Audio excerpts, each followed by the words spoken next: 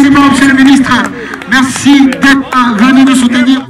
Entre l'État de Côte d'Ivoire et l'État de Portugal, à travers leur chef d'État, sur l'initiative du président Alassane Ouattara. Et aujourd'hui, ce projet voit effectivement le jour. Ce n'est pas pour lui-même que le président Ouattara l'a fait, c'est pour vous, jeunes du Côte d'Ivoire, c'est pour vous.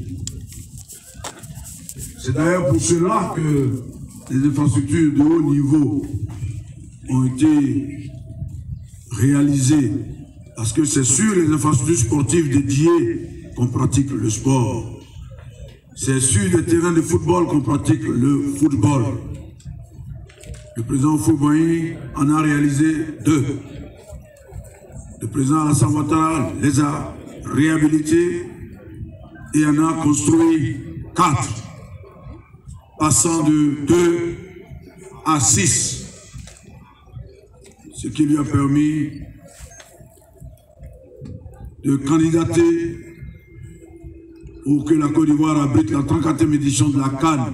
Aujourd'hui, dans la même continuité, nous voilà avec Benfica.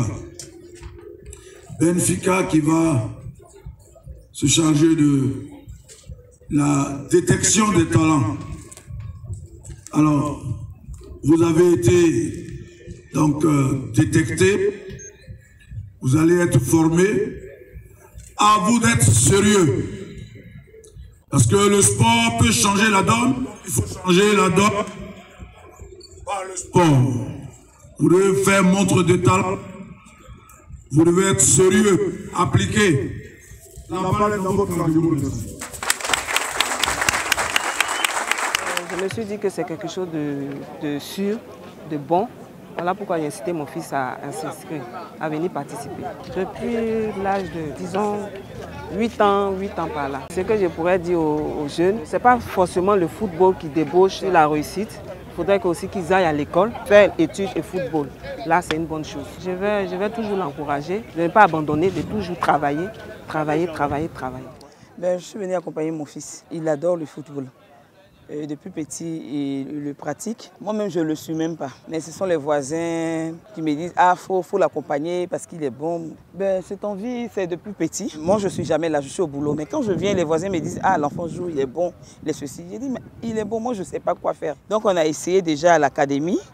À la SEC, on est parti. Mais comme il y avait du monde tellement, bon, bref, ils ne l'ont pas pris. Pendant les vacances, il fait les comités ou quoi, il joue avec un coach. Les gars venaient le louer pour partir. Mais quand il va jouer, il revient sans ses francs. J'ai dit, mais pourquoi? Il dit, maman, j'ai de l'amour pour la chose. Donc voilà quoi, c'est l'amour qui fait.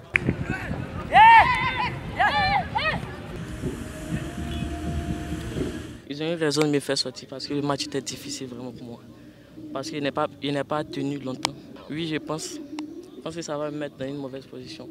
Mais si on joue un autre match, je pense qu'il pourrait m'en sortir. Un sentiment de soulagement.